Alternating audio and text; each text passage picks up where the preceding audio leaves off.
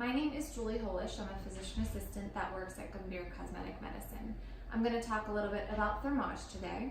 Thermage is monopolar radiofrequency, essentially fancy heat that goes into the skin and creates a controlled injury that your body has to heal. By healing it, it makes collagen, elastin, which leads to tighter skin as well as lifted skin. As we age and lose collagen, that causes things to drop, and the Thermage will offset this and reverse this as well. Normally the Thermage procedure takes about an hour and a half, and we usually do couple it with something called Sculptra, which is an injected medication that is fanned throughout the cheeks usually and stimulates your body to make collagen as well. The nice thing about the Thermage procedure is that there's no downtime really.